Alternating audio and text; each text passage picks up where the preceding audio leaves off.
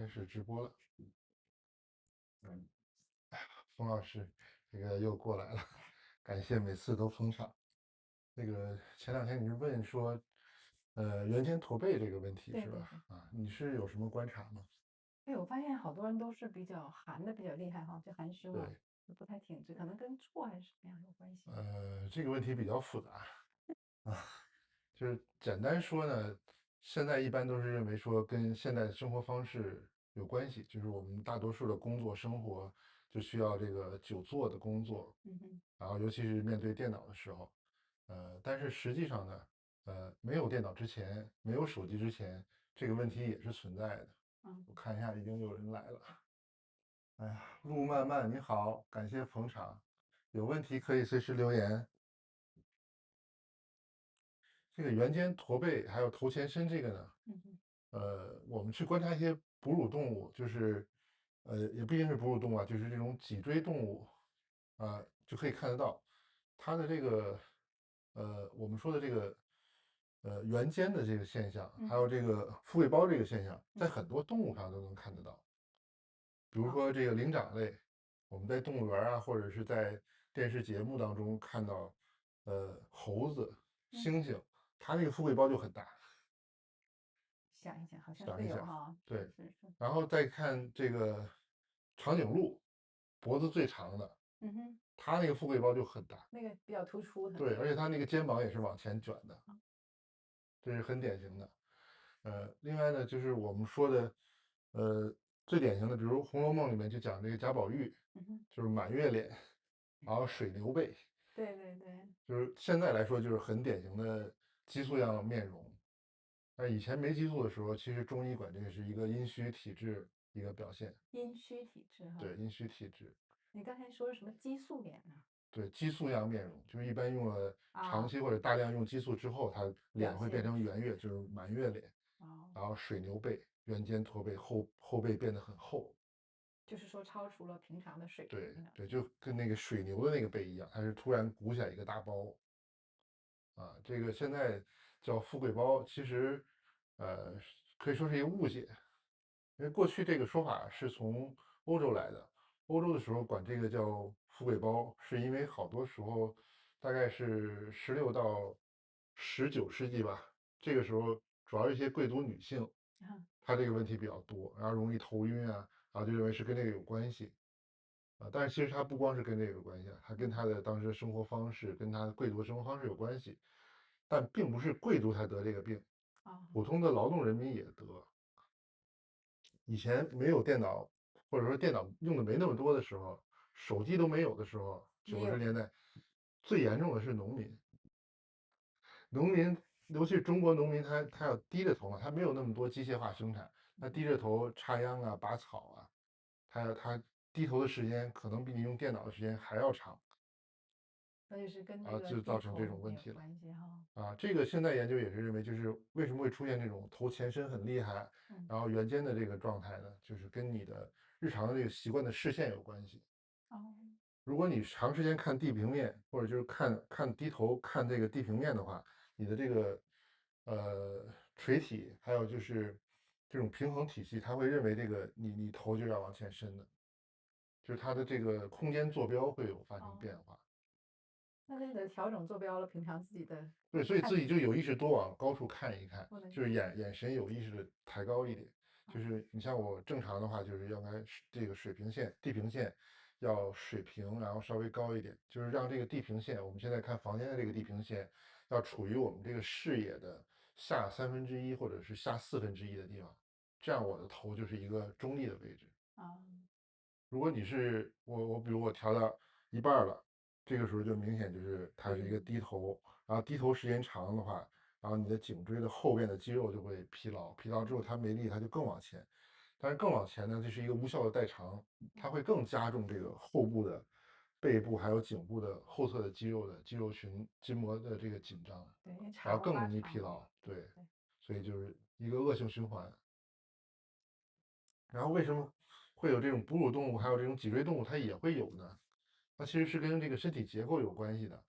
就是原来的时候，比如说我们从这个进化的角度来讲，嗯哼，就是你四肢着地的时候，你的手没解放的时候，嗯，那你要看地平面的时候，你是要抬头抬得很高的，对，然后才能看得到。那你这个地方是需要一个支点，嗯嗯嗯，然后当你解放双手，你变成直立了，或者接支点，近直立，然后你的头就一定是要往前的。对，没有那个支点了哈，你对变平躺。所以它这个颈膝胸衣的这个椎体的这个位置，我拿那个解剖模型，大家看得更清楚一点。颈七，第七颈椎哈，胸衣对，哈，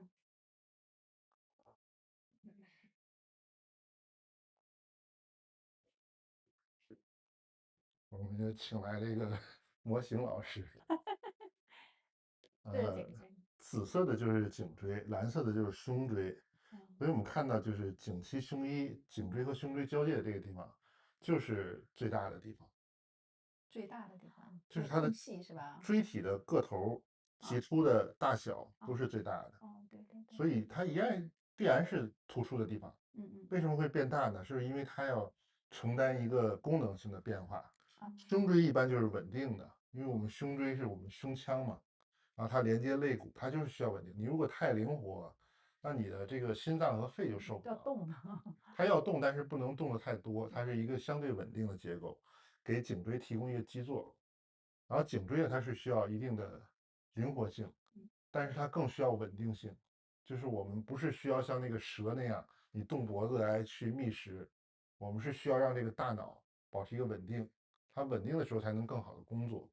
所以它这个稳定就是做了一个代偿，处于这种交界性的位置，它就会增生。嗯，本身它的椎体也是最大的，它这里的肌肉筋膜也是一个交界的地方，它会是一个相对稳定的状态。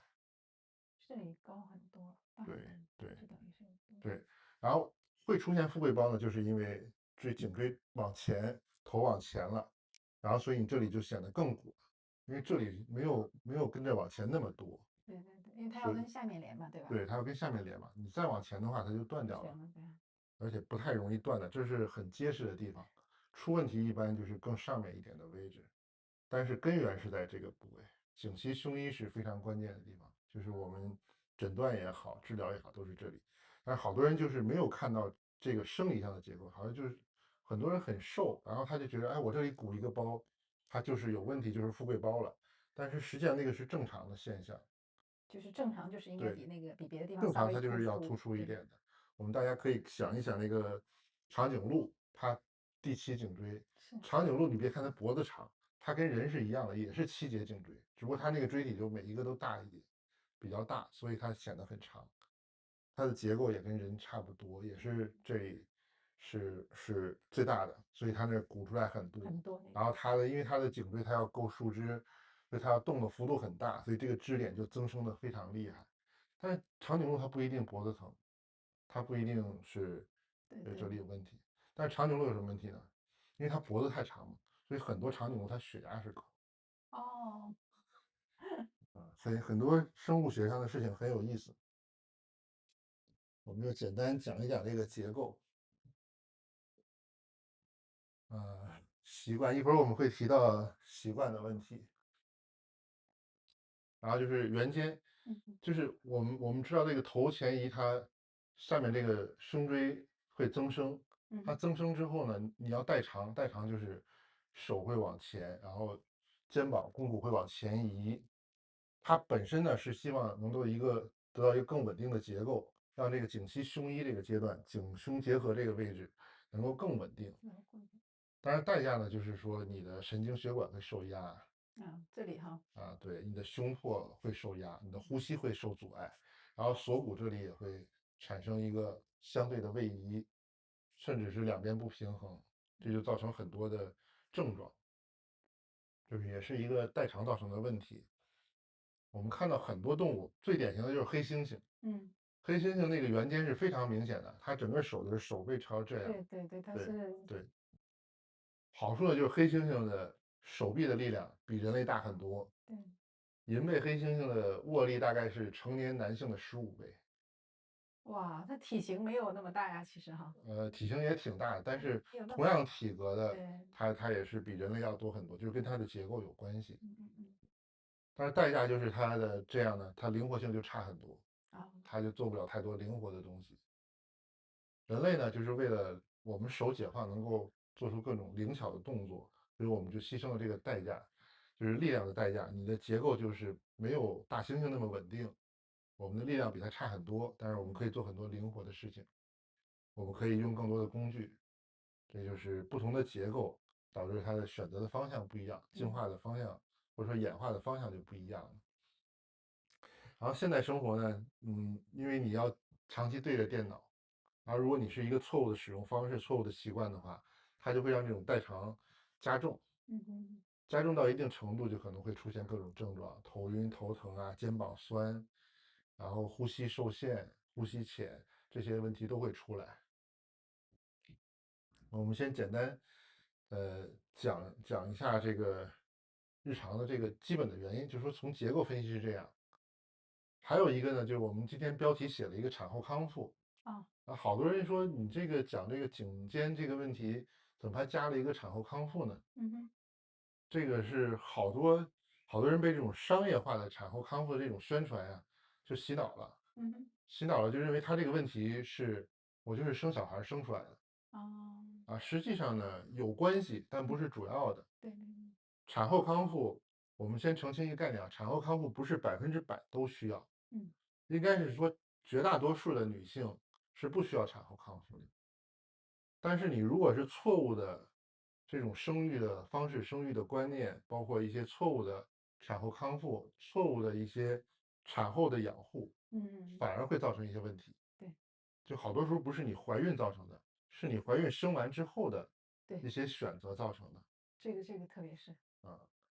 就比如我看网上有一些这个，比如说这种绑带嗯啊，它就是你产后以后说你要恢复身材啊，怎么恢复呢？就是给你拿哦布条缠起来，对对对缠24小时啊，缠多长时间啊，然后连续缠一段时间，哎说哎你当时就凉，你这个腰围就下来了，骨盆的这个维嗯度也下来了。这个一般最早的时候，我了解的信息最早是香港的美容院哦先宣传出来的。它的依据呢是说东南亚一些地方呢有这个民俗传统，但是东南亚那民俗传统呢，它不是说这样啊，它是跟当地的生活方式，跟当地的这个气候有很大的关系。嗯然后呢，它也不会缠那么紧，它是缠的比较宽松的，主要还是起到一个跟当地生活习惯相应的。然后呢，香港的一些美容院呢，就把这当做一个商业项目来开发。结果呢，大概是几年之后呢，就出现很多问题，因为你用这种布带缠得太紧之后呢，你要看效果，你就要缠得紧嘛，对要缠的时间长，缠得太紧之后，它本身产后就是一个相对缺血的，血液循环不是太好，对对甚至很多女性她是有淤血的状况的。肯定啦对然后你去缠得太紧之后，它这个淤血就散不开了，对。而且它会压迫这个脏器，造成很多不好的问题哎，其实我自己生孩子哈，啊。我两次都是顺自然生的嘛。嗯其实我生完一个礼拜就完全恢复到那个没怀孕之前的腰围哈，但是啊后来因为喂奶可能又胖了哈，又嗯，重了。但是我就知道你只要正常的这样是完全可以恢复的，对，不是的。用这样子去是的，做的，是的，就是本身女性她是生产是一个生理功能，自就是然的哦。自然的，对就是你本身它是人类已经设计的非常完美了，对对就是你怀孕的时候它会分泌这个韧带松弛激素，啊所以你的骨骼会改变，然后等生完小孩呢，它这个韧带松弛激素会继续分泌，嗯一般是维持到7个月左右。哦，所以它是给你机会，让你慢慢在这个韧带属于松弛的状态下恢复你原来的状慢态，慢甚至有可能比你生小孩之前的状态更好的，是是，就等于它是一个，怎么说呢，叫新生也可以，叫对重组也可以，重组对，对。是给你一个调整身体的一个好时机。好多就说这个女性的问题，月子病你可以月子治嘛，对对对，然后我们观察也是很多，年轻的女性，比如15、6岁、20多岁，她的这个骨盆有一些问题啊，或者说嗯，她有这种 S 型腿，她好多人生完小孩以后，她反而就腿变直了，好，骨盆的状态变好，对，就是因为有这个韧带松弛激素，她骨盆有一个打开再重新闭合一个重组的机会。如果把握好这个机会，是可以让这个女性的健康更进一步的，对，并不是说生小孩对女性的健康是一种不可逆的破坏不是，啊，反而是一个很好的调整机会。但是你要把握住，对，就是我们看很多这种欧美的女性，她是就是很重视这个哦，啊，她并不是说网上说的说这个欧美女性她不坐月子，哦，但是她坐月子的方式不一样。嗯，第一个，她很重视要把这个淤血排干净。对，第二个呢，它是一定要运动，就是我能动的时候就要动。哦，它只有运动，因为你只有运动，肌肉有收缩，它的骨盆才可以在这种韧带松弛激素的情况下能够恢复。然后这是骨盆，但是今天我们重点讲的就是说颈肩这块儿。嗯嗯嗯，好多女性呢生完小孩以后，我们从后背去看，啊，就感觉她好像肚子里还有一个孩子。就是说我们从后背看啊，哦，为什么是这样？因为她可能经过10个月或者习惯了，更长时间，她习惯了，而且她身体的结构确实发生变化。对对对，我们说产后康复呢，主要是2块儿，一个就是它功能的恢复，嗯，就是它的子盆这个骨盆里面嗯，子宫啊、卵巢它的功能的恢复，还有它的脏器的位置、内对脏的功能的恢复，还有一部分呢就是它的形态的恢复，对，就是身体结构。刚才我们说的骨盆的这种打开然后闭合的这个过程，还有一个就是它脊柱的变化。哦，就是我们可以想一下，你怀孕的时候肚子会有一个胎儿，对，重心哈，加上羊水的话，可能一般都是最少20，10斤、20斤，对对，十几啊，斤，对，十几斤，是非常重的。对，就是网上也有这种模拟嘛，就是让这个男性啊或其他人没怀孕的女性，你肚子上绑一个10斤的一个枕头啊，绑一个重的东西，你感受一下。嗯，啊，那其实你想啊，你肚子上如果有一个很重的东西，你要维持平衡嘛，对那你就一定是要身体往后仰。对，很多调整啊，很就是多调整，对然后你才不会倒。你对，不你维持中立位的话，这里那有一就倒了，个重物，你就往前倒了嘛。对，然后你要往后呢，往后仰的时候，嗯，你又不能往后倒，那倒你就需要你这重个心不行了，头要往前，啊，所以我们就出现一个经典的这种头前伸的状态，然后胸椎就开始变化，腰椎、胸椎、骨盆都产生了变化。然后这个姿势呢，它是一个被动体态，嗯，而且它是逐渐加重的，就对对是你胎儿越来越大，你这个体态的变形也是会越来越大。对，当然，如果是科学的去怀孕的时候，你嗯去做一些针对性的功能锻炼、针对性的运动，嗯哼，它是可以维持的状态很好的，不哦，一定会产生那么大的变形，这样你产后康复也会快，恢复的快一些，恢复的更好。但是好多人没有这个意识，所以对，他顺其自然，甚至说，可能有的人认为说我怀孕的时候我就得整天躺着，我不能活动，减少活动，我走路都不走了，啊，它反而是造成胎儿的一些问题，然后产妇的身体的一些问题。对对，因为他没有一个适应的过程嘛，他每对，天都在动的话，他而且你动，不动的话，你肌肉会萎缩，对你的状态维持这个身体结构的合理性就更差了。对对，这是一个，所以我们产后康复的很重要就是脊柱的，就包括我们今天要讲的这个颈肩、胸椎、腰椎，它是一个复合的，这个在专业上叫做上交叉综合征。上交叉综合征，对，就是我们的肩膀、胸椎、颈椎，它这个前后变成一个 S 型，嗯哼，都是处于紧张的，交叉紧张就给它锁死在这个状态。啊，所以你说我靠扩胸，我靠你这个有的说，青少年可能玩游戏玩的多或者什么原因，他出现这种圆肩驼背啊、俯前伸的状态，家长就说，哎，你挺直点儿，挺直点儿，他挺不直的，听不着，因为他这那个关节已经卡住了，你让他挺，他靠自己的肌肉力量是没办法挺直的。所以一定是要有方法，科嗯学的去把它这个卡住的地方打开，嗯，它才有可能恢复它这种中立位的状态。但我们要讲恢复中立位的状态，就是先要明白什么叫中立位的状态。我先拿您当模特儿，好，您就是侧着对着镜头这样吗？都可以啊，这样啊。子，就是我们一般观察哪个地方呢？观嗯察您看正前方就行。观察就是放松看正前方的时候，好多人他会故意挺直，但其实你再挺直，你的结构发生变化了，就没有办法纠正。我们主要是观察这个耳朵、耳垂儿这个位置，还有肩膀这个点。大家可以看我的手，一个是在肩膀的中点，一个是在耳垂儿这个位置，它明显不是在一条垂线上面。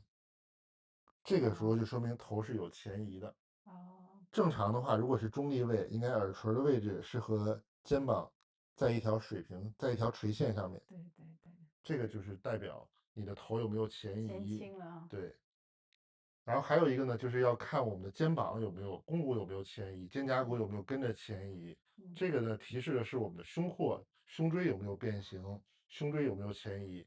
怎么看呢？就是我们刚才讲的大猩猩，这个就看我们前面。大家可以看我的手啊，就是我放松的时候，基本上我的大拇指是朝着正前方的。然后你也可以观察一下自己，放松一下，看看，如果你的手大拇指是朝着侧面，手背是朝着正前方的，就说明你的肩膀是有点往前卷的，就是我们说的圆肩，或者叫做溜肩膀，嗯哼，或者说肱骨前移，它其实是一个意思，叫的名字不一样。所以就是我们就虎口这个位置是吧？还就是大拇指，大拇指啊？大拇指朝前就是正常的，如果是你手背朝前，嗯，就说明肱骨往前移了。哦，然后还有的是手心朝前，这种比较少见，但是也有。这种一般提示就是胸椎的下段有些问题。嗯，但是有的时候练功夫好像是这样子的哈。对，一般我们都是主张练这样，就是哦，大多数人日常我们活动手臂都是向前的。内旋，然后内旋的动作多一点。我们打字也好啊，日常做一些各种东西啊，吃饭呀、日常生活都是往前内旋，前臂内旋，手臂内旋的状态多一哦，点。所以所以大多数练功都是主张就是要做一些外旋的动对我作。看好几个功夫都是这样子的。是我们之前讲的这个布鲁格式舒缓姿势也是这样啊，外旋手臂外旋外展，然后收下巴，这个就是针对上交叉综合征，就可以让呃这种颈椎，然后头颅往后移，然后肩膀打开，就是针对性比较这个强。结构上来去锻炼的。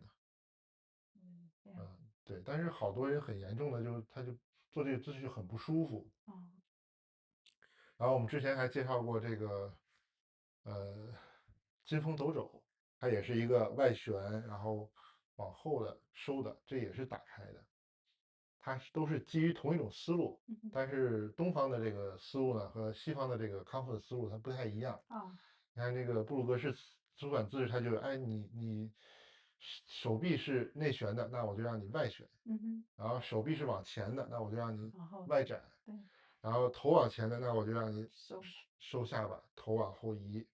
这个呢是需要你对身体的控制能力比较好。嗯哼，你好多人他本身已经结构出现这种习惯了，他认为头在前面，然后手背朝前这种圆肩的状态是中立位，他啊，的大脑小脑他已经身体结构默认它是一个中立位了。对，所以你说你再回来，他到这个位置他觉得好别扭、好难受、不舒服，他就很难坚持下去，就对对，能很难达到一个好的效果。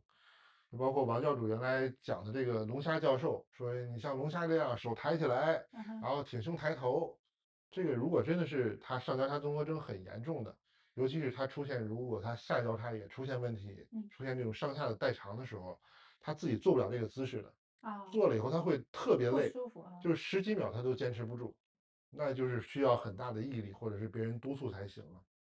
难坚持。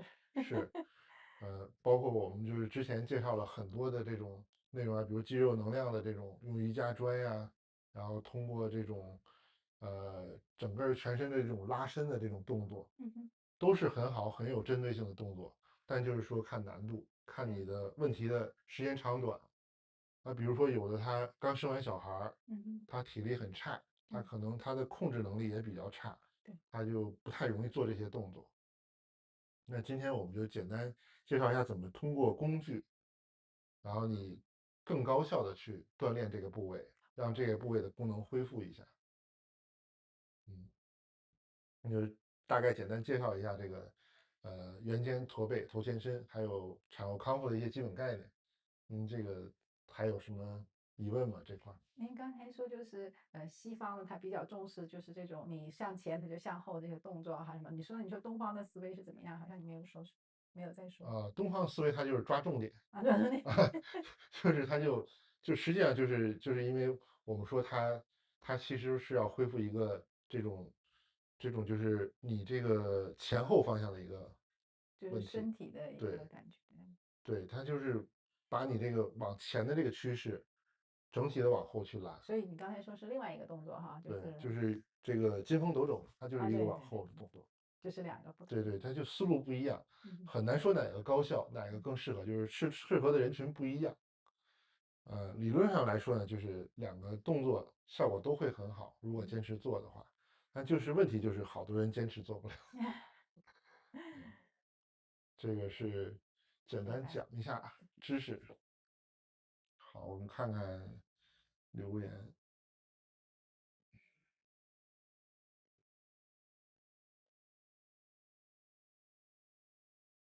好，还在正常直播。声音问题确实是没有办法，就是先这样吧。还是说声音不好啊？对，那我们就是简单讲一下。这个今天呢，我们主要是大家需要找一根棍子，如果没有棍子的话，一会儿我们会讲你用什么别的东西代替也可以。扫把。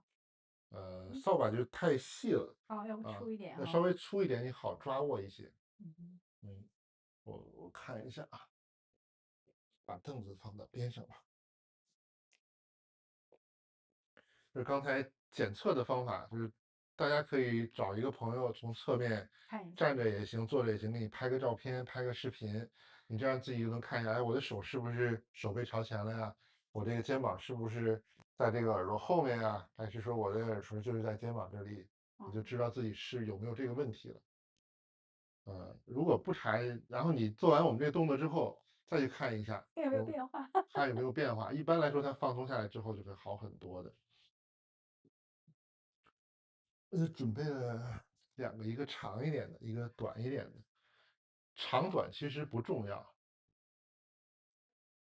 哦，谢谢，声音 OK。我运用的两个麦克风，TikTok 那边用的那个麦克风可能还是不太行。呃，我们就正握就可以。对，找粗一点的，就是你这样握起来比较舒服一些。粗一点的，长度不是很重要，可以长一点，可以短一点。短一点的话，就是难度会稍微高一点。哦。长一点，你握得宽一点。对，就是刚才我们说的，你可能你肩膀的结构、胸椎的结构已经变形的很厉害的人，嗯。你握得宽一点，就会能把动作做下来，哦。就不会太吃力。有的人他卡的太多的话，就很吃力。对。嗯。我先讲一下基本动作，示范一下。就是我们握呢，一般就是与肩同宽就可以。或者你觉得我的肩膀活动受限，或者我肩膀受过伤，以前有过损伤，有肩周炎，或者本身我就活动受限了，嗯哼。或者我们刚才说你就是肩膀往前卷的太厉害了，你卡的很厉害，那你就是握的稍微宽一点，找自己舒服的这个角度。好的。然后正握，我先做一下正面啊，把这个棍子从我们这个放松位置，然后贴着身体往上，往上，往上，往上，上到最高的地方，再往前匀速回来，回到最下面。这是正向的做，做10下吧。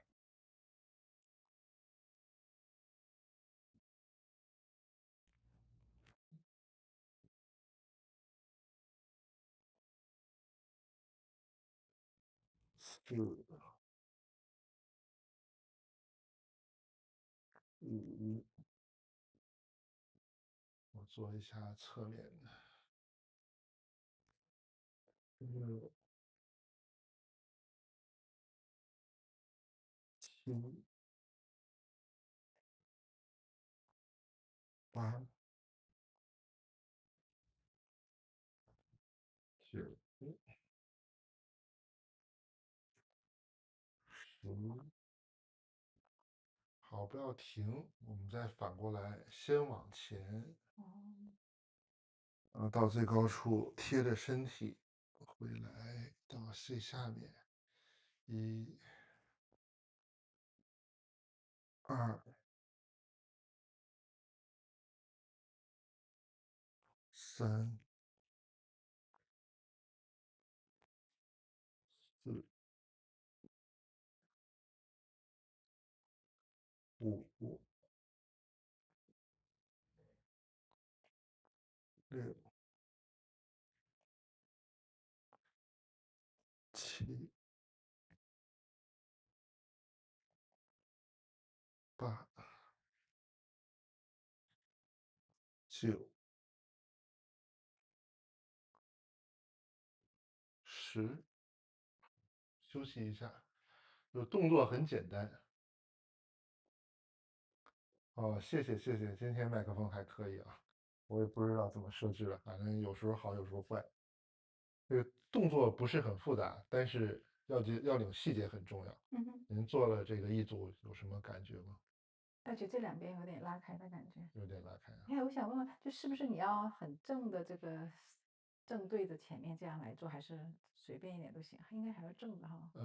就一开始你就随便做一些就行，但是啊。我们一会儿讲一些要领细节之后，就逐渐把这些细节要领加上去，它的难度就提高一点，然后效果就会更好一点。对。这个呢是一个短棍的基本功，就是立摇。嗯然后我们一会儿如果有时间的话，可以再讲讲其他的，没时间就先讲这一个动作。第一个呢，这个整个过程我们要尽量保证这个棍子是一个水平的状态，啊。不要出现倾斜。嗯好多人有这种高低肩，两个肩膀不一样高，或者说一个肩膀往前的更多，一个肩膀往后的更多，嗯。出现这种脊柱的旋转、脊柱侧弯，所以你做的时候，好多人就会出现变成这样，就斜过来了，或者说一前一后变成这样了，一前一后，它是我刚才不一样的。就有一点。你刚才就有一点，对所以大家尽量就是让它是处于一个水平的状态，对，想着它。不要有这种倾斜、旋转、前后这种不平衡的状态。这样我们就通过这个棍子嗯哼。来校正我们肩膀的这个平衡的位置，对，比较中还有线。胸椎的位置。对。然后第二个要领呢，就是我们一定要自然呼吸，不要憋气。嗯啊，第三个要领呢，呃，就是说，我们这个眼神嗯哼。要平视或者略高视，不要跟着棍子走，啊，不要跟着棍子走。不要跟着棍子，就是往远处去看。就是三个要领。第一个是水平。哎，泰瑞张您好啊，路漫漫你跟着做了是吧？你的棍子是什么样的呀？合适吗？就做完有什么问题都可以问一下啊。这个动作功能是非常多的，它不光是校正这个圆肩驼背，嗯嗯。头前伸，然后包括产后康复这个颈肩这一段儿，它其实对你的下盘稳定也很重要。就是我们练的时候呢，原始的练法是要蹲马步或者是做弓步，我们现在就不需要了。如果你下肢不是很好的话，可以坐在凳子上，嗯嗯。然后你如果想稳定一点，可以就是前后步，也可以就是左右这种与肩同宽，就是大家稳定一点。哦，啊，前后也可以。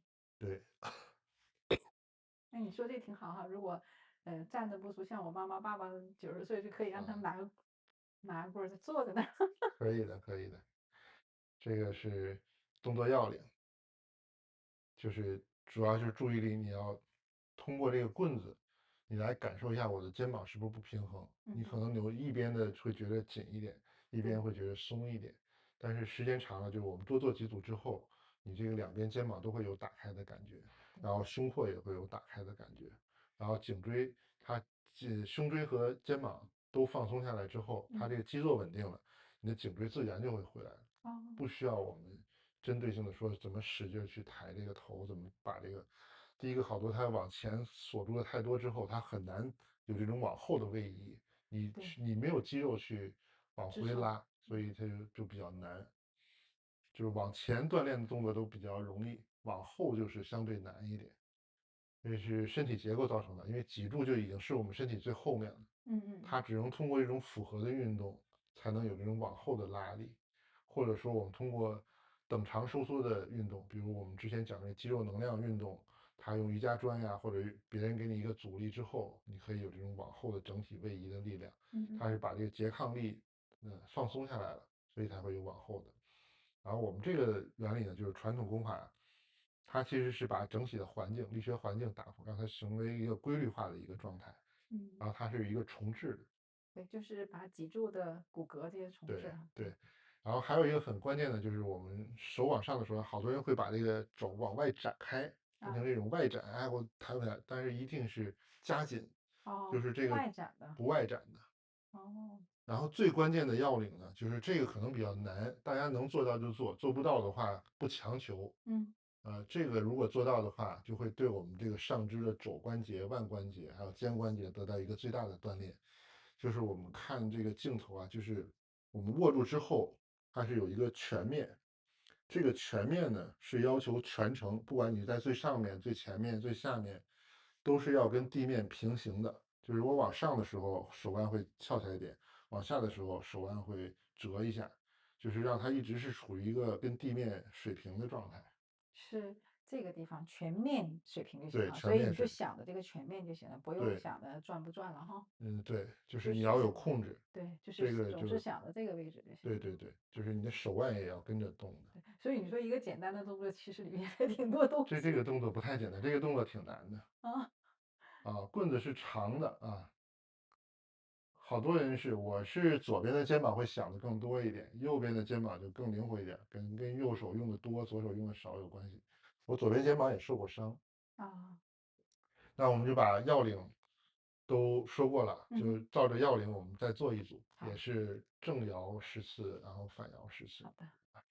嗯，我好。别碰到您了。我在后您在面一点。前面吧。没事没事。人家大家都看你。都差不多。好。好，那我们就开始，就一定是站直，然后眼睛呢看远处一点，嗯哼。一定是匀速，不要忽快忽慢，尽量贴着身体，肘尖儿是朝着地面的，不要往外。2、3、4、5、6、7、8、9、10，反过来，1，贴着身体下去。2、3、4、5、6、7、8、9、10。我做的就稍微快一点儿，就其实你自己在家练的话，就不追求速度，慢一点啊。就可以和呼吸配合，也不可以就自然呼吸，啊。然后它就放松的做就行，但是要匀速连贯，不要中间停。什么情况下停呢？就比如我肩膀有问题嗯。比如说我举到这个位置的时候，哎，肩膀感觉有点酸胀，有点卡住的感觉。刚才我看这个路漫漫留言说是觉得右边有一点卡住这个地方，停住。然哦。后停3秒到5秒，也可以你做2到3个呼吸，然后再继续动，这个地方就可以让它卡住的地方松下来。就是路漫漫，你就是做的时候，可以是右边有点卡的那个位置，或者说你感觉要卡的那个位置，然后你停住，停3到5秒，或者做几个深呼吸，然后你再继续走的话，那个卡的地方应该就能松下来了。重复几次就可以松下来。这是我们做的第2组，我是有点出汗了，因为这个动作，它看着简单，但其实你如果要领都做到位的话，它是上肢的所有的肌肉、关节，还有颈肩、背，肌肉关节都是可以锻炼到的。但是要都锻炼到，它可能需要你对这个要领做的比较到位才行。另外，这个基本功呢，还有一个什么效果呢？它是，呃，传统就比如太极拳那种，很多人表演说推手，然后一下把人给推出好远2、3米那种，嗯。就是通过这个就可以练到。它就是练一个整劲儿，就是我哦。们怎么把这个躯干的力量通过肢体的动作把这个力释放到手肢体的末端，然后把这个力量发出去，就是练发力的我还经常听人说整啊。劲儿，这个就是对整劲儿了，就整体的力啊，量哈。路漫漫说做到后面右手腕有一段酸，也出汗，这个很容易出汗，因为练的就是我们胸椎这个地方嘛，它会刺激这个体温调节中枢。好多人是有这种阴虚啊，容易潮热汗出的，容易这种睡觉出汗的这种人，他练一练这个，把胸椎放松下来，睡得会很好，睡眠有改善的作用。然后你这个手腕的功能啊，平常我们日常活动可能有卡到的地方啊，或者有劳损的地方，它也有调整治疗的效果。这挺好的，因为是，容易做这个。我觉得动作不复杂，而且我嗯，觉得可以每天坚持对，啊，效果也很好。然后如果说大家要求高一点呢，就我们说做这个难度太低了，那我们就可以上强度，上强度我们就换软的东西。嗯，这个是一个布袋啊，宽度跟刚才那个，这就是刚才那个太极尺的套子，然后我们就用软的，软的话它是要求一直是拉紧的状态之后去做，贴着身体上来，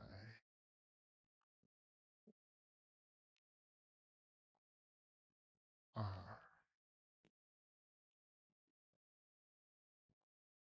三四五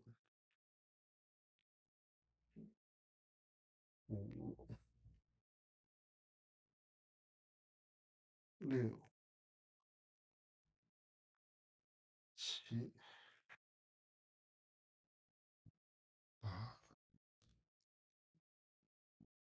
七八九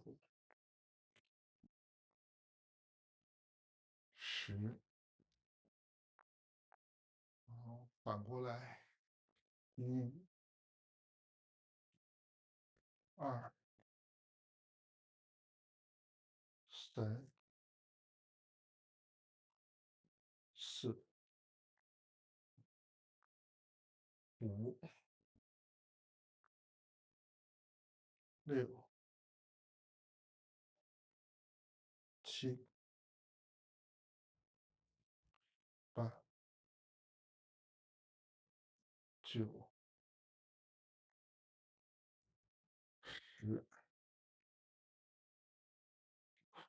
就是用软的就更累一点儿，那是不是可以用试一下。硬的也是有个拉伸的力量，像两侧就是可以你之前的我们说的基础的要领，你能做到的话，它也可以用硬的，也可以就是就稍微加上这种，拉一点。它可以有这种拉伸的力量，也可以有这种挤的力量，对，练的就是阴劲儿和阳劲儿不一样。哦，这个是难点儿，是难了。对，它因为它就要求一个六合力嘛，就是你等于拉伸和收和开的力量都要同时有，然后它是一个相对的，就有点接近肌肉能量技术说的这种，就是你静态发力，就是你是一个平衡发力的状态，你收缩肌和舒张肌它是同时用力的，嗯嗯所以这个嗯，锻炼强度还是挺大的，是它不太一样。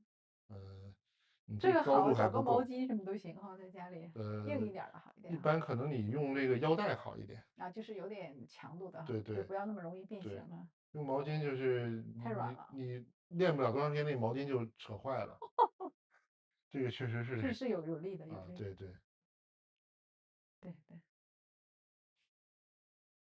上难度。每天几组合适，这个看个人情况吧。我自己的话，一般就是做8到10组，或者我都是碎片化的，就是可能治完病人休息十几分钟，我就做一组。然后我可能我做了不止10组一天，一天我可能得照着10组或者20组做吧。然后你做的标准就是我们所有的运动做的标准就是第一个你做完了以后，身体没有什么不舒服，然后不会有肌肉酸疼的太严重。第二个你做完之后睡一觉，第二天早上起来不会有肌肉太严重的酸痛，不会有不舒服，不会有疼痛啊，不会有这种活动受限啊，这个运动量就是合适的。如果是刚运动完，或者说运动完之后，第二天早上起来有不舒服，就说明之前的这个运动是有点超量了。一般就建议休息个2、3天，等这个不舒服的状态恢复一下，再继续练。然后控制在你每天的这个舒适自然为度的，就不会有这些不舒服的感觉，这个强度就比较合适。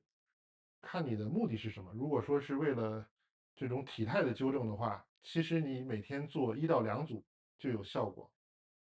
如果是你为了强壮，你说我想让这个肌肉状态更好，上肢的肌肉关节状态看起来更好看，那你可能是要做，我觉得是要做8到10组以上。但是它好处的话，其实是练平衡会比练力量会更多一点。嗯，再问一下你，那哎，向上的时候要进吗？还是说无所谓？要什么？上到最上就那种尽量到极限。尽量到极限哈。对，说再怎么加强度呢？再加强度就是什么都不做，就是光是手，但是我们没东西，你这个时候你就要通过我的感知来找到这个平衡。哦，好像有手一样。对，就好像有一样。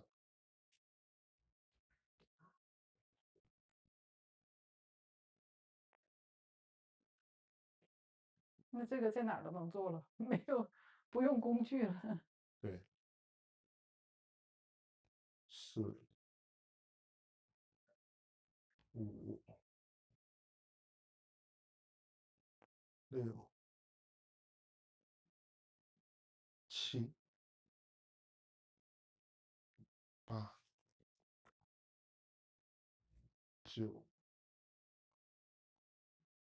10，没有东西，动作要领也是一样的。然后反过来，1、2、3、4、5、6、7、8、9、10，就是没有东西其实是最难的。当然你前提是你要做对要领，你如果做对或不对要领，只是做一个比划一个形态的话，可能就没有什么太多的锻炼效果，只是一个肢体活动，就是广播体操嘛。路漫漫说去健身房撸铁，尤其是练腿，第二天基本上都会酸。看你负重不负重，负重多少。练腿会酸的话，很多人都会有，就说明你日常的话，下肢的运动相对少一点。但是你像我习惯了，就我每天做深蹲嘛，所以我就练完腿，当天也不会有什么不舒服，第二天也不会酸。就是你会酸，还是说明你的训练量和休息的状态，或者你的营养还有代谢出现了一个卡点。你可以试试先，减少一下负重，或者说减少一下那个练腿的训练量，或者是让他这个训练更多样化一点，更合理一些，组间休息多一点。这样的话，如果第二天，还会酸的话，你就需要考虑一下是不是，训练方案的问题。如果说调整一下这些，第二天就不酸了，那你这个训练量就是比较科学合理的。这个影响因素很多。呃，我觉得你增加一下组间休息，负重的话负重看负多重啊，这个超过体重的一定比例的话，它肯定是会酸的。一般来说我练深蹲都不负重，我觉得自身体重已经足够了。负重练的话，它有一定的好处，但是相对来说你的对关节的负担、对肌肉的负担也会更大，对心脏的负担也很大。每个人追求的东西不一样。负重的话，就是你就一定要充分休息，就不能做太多的组数。每组之间确实是充分休息完，然后甚至你可能需要一些主动的放松或者是被动的放松，然后你再去做下一组，一定要控制好这个总的量。负重的话，相对对动作的标准、对总体的训练量要求更高一些，然后你的对休息的要求也会更高一些。我觉得对普通人，大多数普通人来说的话，就不负重的深蹲，还有不负重的一些练腿，就之前我们介绍的这种脚下八法，还有像这种登坛截腕的这种，其实训练量已经足够了。我的主张就是说你不要太练单一，好多人练单一的下肢可能就练的就那几块肌肉，所以啊，他就特别容易疲劳，你就不太容易恢复过来，所以就每次练都酸。那你每次练都酸，它其实就是只有破坏，生长这块儿呢就不够，跟不上。啊，所以我们传统的练法就是你方式多一点，我每块肌肉都练到，然后争取这一个动作把下肢的每个角度，日常活动我们可能就是往前走的多嘛，然后做的时候多，然后左右前后你都练到，然后这种旋转角嗯。度的这种都练到的话，它可以支持这个训练量更多一点。这样你不训练，或者说有一段时间没训练，它也不太容易退步。哎，段老师，你一会儿嗯结束之前，你帮我们再回顾一下那几个，就是说之前那嗯几个动作，比如说深嗯蹲呐、蹲下嗯起来那动作，还有嗯您刚才说那个侧面那个，就稍微回顾一下，等你一嗯，会儿结束之前，行行行，可以可以可以。所以那就跟今天的这个主题没什么就关系了是帮我啊们复习一下。啊行，回头我可以把那些动作单独剪出来，再发个视频。对，也就是今天主要介绍的就这个动作。我们就扩展一下，就不讲太多了。就是它这个完整动作，它还有别的，这个是立摇嘛，它还有侧摇。嗯哼，侧摇我就演示一下，就不做了，这时间可能不太够了。侧摇的话，就等于它是做一个身体的一个侧面的一个摇动，就是我们肩膀有前后嘛，然后我们再加上一个侧的，侧的这个日常用的比较少，大家可以不练，但是可以介绍一下啊，就是它是一个水平，也是保持这个棍子它是一个水平的状态，也是每个角度最大的程度，我就不做那么多了，做2下，然后再反过来保持棍子尽量是一个水平的啊，这是侧摇，这个是它的另一个练法。还有其他的练法，包括它配合下肢的动作的这些练法。那个如果要练发力的话，就是需要配合下肢，就是你要把这个力量从脚一直贯通到手，而且这个整个体重甚至超过体重的这个力量放到肢体末端，才有可能把这个跟你体重差不多，或者是比你体重轻的人，放的比较远一点。但是它其实大家一般就是算作一种游戏吧，它实战当中其实用的不是太多，嗯，实战意义不是太大，就是它只是一好，种发力的技巧。我以为是没机会用，一有机会用，吓一跳的部位。哦，那就是它如果有防备或者有应力，提前有嗯，预应的话，就哦，不太容易做到。哦，它其实是通过一个，就是跟重力和你的这种预应力，它处于一个夹角的状态，就是一个物理学的原理。它等于是这个力量是一个，呃，和重力是成夹角的状态，它才能哦，把人发出去，就是一个物理学的应用。对，古人他不讲物理，他没有力学分析，他也做到了，就是通过这种训练是可以做到的，就是人体本身是有这个功能的。对，其实动物都有这个功能，就是我们活体的它的这个肌肉的发力，不是说好多人说的认为是这个机械发力，说你这个肌肉越大，嗯，它的这个力量越大，它并不是这样的，就是跟你的神经募集、跟你的这个力量控制、动作对，控制有很大的关系。是一个整体哈。它是一个整体，就对，是我们得先明白它这个运行的状态，对，然后你有这个思路，然后你习惯这种动作，它神经控制能做到，才能做出这种效果来的。我们就是今天就先讲到这么多吧。就是如果是圆肩驼背头前伸的这种体态，或者说有这种颈椎的问题啊，或者胸椎肩膀的问题，练这一个动作就可以了。嗯，对，刚才，这个动作就是比较全面，而且也是容易坚持的。侧摇就是扩展的，就嗯，普通人是不推荐就是练的，最主要还是这两主要还个哈，是就是前后的方向，前后。侧面的就是好多人完成不了的，就是你可以试一下，你这个肯定是没不行，办法做到是什么，就是日常生活中大家不太用这种侧面的力，就是这样子是吗？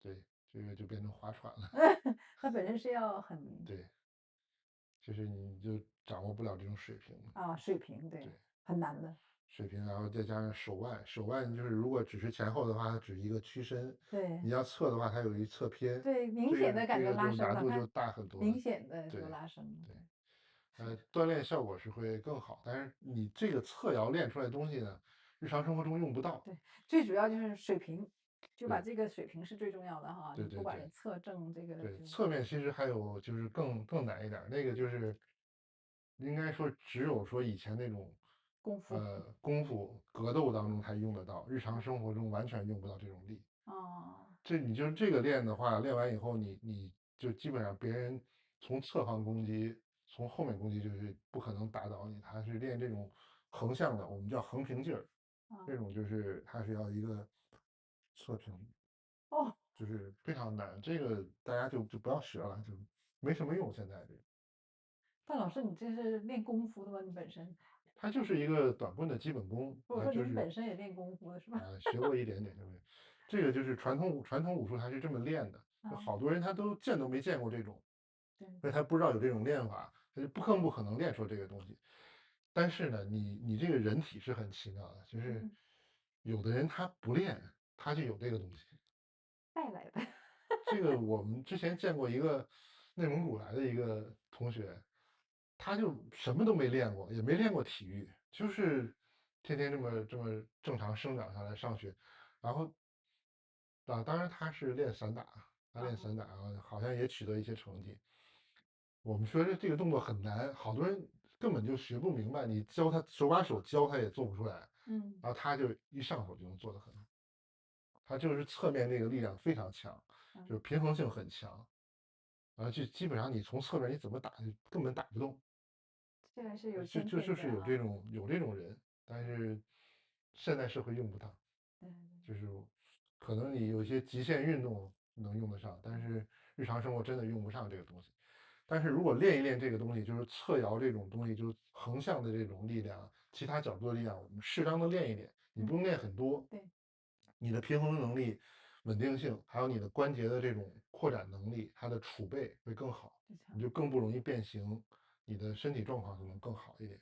就是前后这个我们加强一下，可以嗯，让你生活的更好。对然后侧面这个就是属于加分项了，大家对，不强求。然后我们简单介绍一下，就是如果说大家确实有这个问题，说我觉得练这个太累了，嗯那我们就有一个更简单的，这个我管这个就是叫一休哥的方法，就是之前我们介绍过这个用瑜伽砖做这个肌肉能量技术，有好多人反馈说找不到这个感觉，啊，那怎么办呢？就是我们就用更简单，就是大家看那个动画片一休哥就是两根手指嘛，嗯我们就是用两根手指，它动作就刚才我们讲这个前面时候讲结构的时候说了嘛，就是它是一个整体胸椎颈椎往前移，然后手臂肩膀还有一个内旋嗯造成的这个结构，所以呢，我们就是通过一个简单的动作，用肌肉能量的技术，这个思路还有理论。第一步呢，就是先让我们的头低下来，下巴尽量靠近胸骨，放松下来，然后两个手就是两个手指，然后放在头后面，放在头后面，就跟那个一休哥的那个动作是一样的。但是呢，不要往前推手，嗯不要把这个头往前推了，因为它本身就是往前了。嗯我们是需要让它恢复往后的这个力量。那所以我们只是给它一个抗阻，然嗯后让这个头往后抬起头，然后我们去想象用我们的眼睛去看我们后面这个手，然后用我们的这个头往后移，但是实际上没有产生位移，哦，力量也不要太大，力量呢越小越好。就是我们手指嘛，你如果力量太大，就把这手顶对了，顶动了就不对了，这一定是没有产生位移，但是用力了，但是用力了，然后手这个力对抗是量就是吗？5%到10%的力量就可以。然后你如果做对了，你会觉得就是刚才我说的颈期胸衣这个位置、肩膀、后背这个地方，它就是有一些紧张拉伸的感觉。我是这里有点酸胀的那感觉。就说明你肩的问题可能更多一点哦，啊，就是不要用力，它就是一个方向性的问题。这个可能就是真的直播不太适合讲这种动作，还是面对面的时候体更会哈，简单一点。对你坐在凳子上，我给你做一下。这样吗？对，然后第一步就是先低头，放松低头，然后下巴去找这个胸骨，放松放松，然后我手放在这里，然后试着用你的眼睛看，先不要动，先不嗯要给我力量，嗯先放松就行。然后我只是两个手指轻轻碰在你这里，嗯然后我不会给你力量的，然后嗯我也不会推你，然后你也不要推动我，嗯，你就是用你的眼睛想办法透过你的脑袋，透过骨头看我的手指，然后轻轻的回到中立位，对，是的，回到中立位，把头抬起来，回到中立位。但是实际上我是不会让它回到中立位的，这样就可以让它后面的筋膜和肌肉，椎体有一个往后的力量，把这种拮抗肌释放掉。哇，明显的拉伸了。对，现在就是比较明显了，嗯嗯。然后我这个力量呢，因为我没有给你力量，是嗯你给我力量，然后你给我多大的力，我就给你多大的力，嗯嗯，这样它就形成一个相对静止的一个状态。这个时候它这个力量就会顺着这个分力往上往下去走，就形成一个拔伸的状态了。来放松，然后做5到10秒，重复2到3次。哇，这个太神奇了，嗯，整个这个两侧对。都有拉伸的感觉，对，这是这两侧第一步。你刚才你说来的时候说脖子有点不舒服嘛，所以好多了。我们就做一下，然后再低头，嗯，还是刚才那样找还是位置，胸椎吗？就是尽量是找到一个中立位置，然嗯，后放松，好，眼睛看我的手指，恢复到中立位，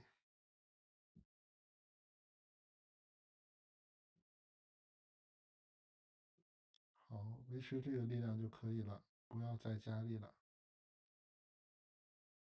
大概10秒钟左右，放松。现在感觉呢？我觉得这里拉伸了，啊，很舒服，很对，舒服。它就是会拉伸到这个杠杆，会非常作用到非常大的地对，方。但是想不到哈，对，然后你这个再放松做好就行了。然后我们现在看他的这个耳垂儿，一个手一个肩膀，大家还记得刚开始时候的状态吗？刚开始的时候，他耳朵大概是这个位置，肩膀是在这个位置，然后他不是在是这个状态，现在他的耳垂儿就已经基本上跟肩是在一条垂线上了。就我们并没有练太多，大概就是半个小时。虽然我们加上说话，实际练的并不多，然后再加上这个肌肉能量技术，我们说的这个一休哥的方哎，法，这个特别好，对，就很容易就能把你整个紧张的地方都放松下来。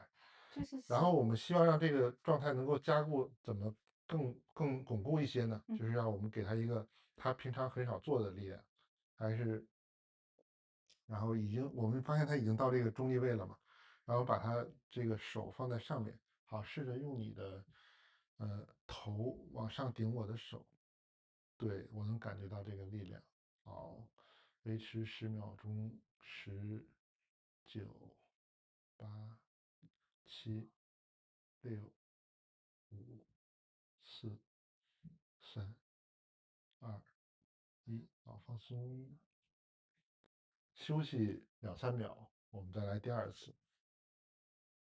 好，保持一个中立位，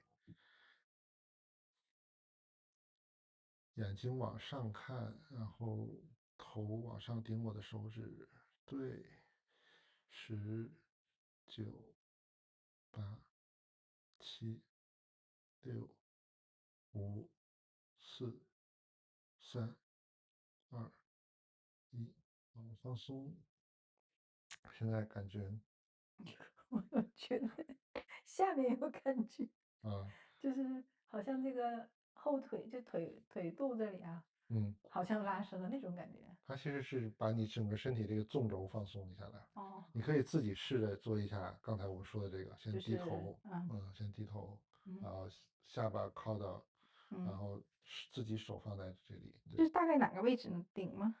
你要找一找感觉，就啊，就是是舒服是吧？对对舒服，就是自己就是用2个手指就可以，然后你熟练了可以用整个手掌，但是用手掌就特别容易用的力量太大，就是手不要往前给力，你就是让头给手力量，然后手就顶住它就行。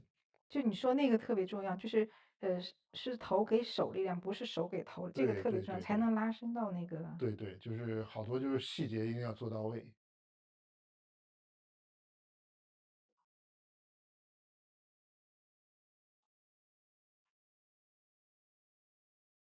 啊，放松，感觉怎么样？自己做应该是能达到一样的效果的。嗯，跟比你那个刚才差一点点。我做的比较多，所以有经验。你其实做多了，自己更也还好。好控制这个力量。对，就明显的感觉我是这个地方拉伸了，刚才是就是哪儿有问题，它就哪儿明哪有显。感觉哈。我对现在是右手边这个脊柱侧面对，这条线就觉得拉伸他做的时候尽量就是两只手一起做，它防止往一侧偏啊。啊。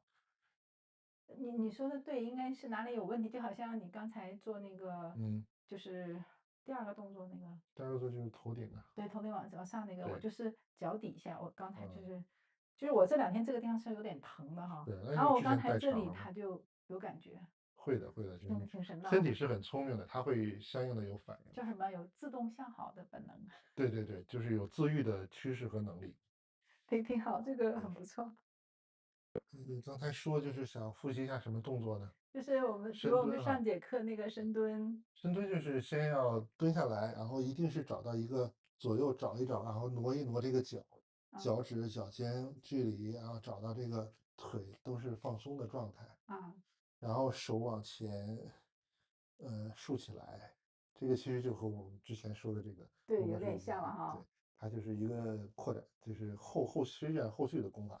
然嗯，后，抓住之后是把这个好像我们这抓着一个杆儿，台阶儿一样，嗯抓着一个棍子，然嗯后抓着一个台阶儿，然后我们眼睛还是看着之前那个位置，嗯然后把身体给它拉起来，手拉到身体两侧，嗯嗯嗯，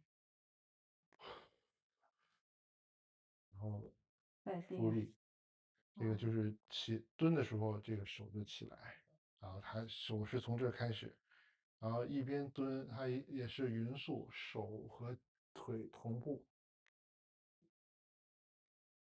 往前，手是往前够的，然后换掌，把自己拉起来。这个做对呢，我们如果是传统的练法做对，会觉得就是从会阴耻骨这里一直拉伸，有一股力量会嗯拉伸到这个丹田这个位置，就是到胸骨这里，它这整个前面的筋膜都会有拉伸的感觉。嗯，那你做对的话是这样，但是可能好多人掌握不了这个要领。我就复习一下之后就，因为上次做的还挺好嘛，但是对，做就变形了，哦，有点忘了。你刚才就回顾一下。这个就是引气归元的一个动作，它传统就是，练这个引气归元，但是它就是要练这个丹田，就是把这啊，里收紧，丹田气然后它有一收，然后就放，你啊，会收就会放，但是可能好多人不太练。我们这就是养生的话，不是这个就肌肉不讲那么多这个格斗啊，啊，就是大家做要领，就肯定是对这个腹部、对腰背都会有很好的锻炼效果、养生的效果，但是不要追求这个积极的东西，因为现实生活中用不到。啊，这个，然后下肢的话，就是说我们平常如果你腰腿有问题的话，我们就是抬起来，一只腿站稳，然后膝盖到水平的状态，脚尖勾起来，用脚跟往下踩，顶住，后面拉紧，嗯这是第一步。嗯然后回来用脚尖往前够，前面拉紧。嗯这个时候我们就可以换一条腿，就是两个腿交替的练。嗯，然后它再加上侧的话，侧面的话就是脚尖和脚跟的方向去的是反过来的，就是蹬弹接腕。嗯这个这个叫什么鞭腿我们就不演示了，那个就不是健身的，当然它有很好的这个对肾的锻炼作用，但是可能就相对难一点，就是哇它就要求有一个拧果弹啊，的动作，相对就难一点。对，你这样复习一下就很好。我们对。因为有时候一下就忘，或者再回头看很长时间嘛啊，每次稍微帮我们捋一大捋。家日常锻炼就是说做这个前后，勾脚绷脚的这个，就是对大多数的问题都可以起到很好的保健作用。嗯嗯嗯，如果要省事儿的话，就是说我们有一个台阶儿，台阶哈，啊，有这种前后这种晃动的，就可以让这个髋关节腹股沟能够很好的打开。我有一天就前两天这里疼嘛，啊，我就想起来这个，然后我走过一个小桥那儿哈，我就扶在那儿啊，晃了几下，它就好了，好神奇。是它其实就紧张了，就是我们日常行走，它太多的重力压在这里，关节间隙有点窄，它就会压迫软组织，所以我这就们给它松开就好了。就特别神奇，我觉得，因为我有时候这里疼会疼好几天呢，但哦，那天就一下子就好了。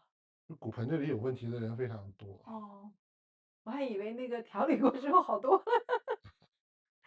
好，行，大家还有什么问题吗？今天我们就是简单讲了讲这些基础的知识。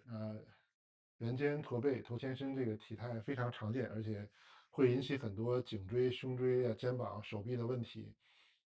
通过这一个动作或者我们讲的这些，应该是可以很好的锻炼保健的效果。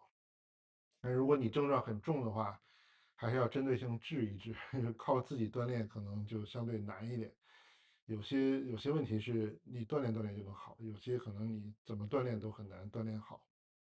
那我们今天就先讲这么多，下次直播再见啊！在这最后再感谢一下，这个丽塔范打赏了10美元，真是非常感谢，感谢你的支持，祝这个丽塔范生日快乐，身体健康，呃，发大财，谢谢打赏。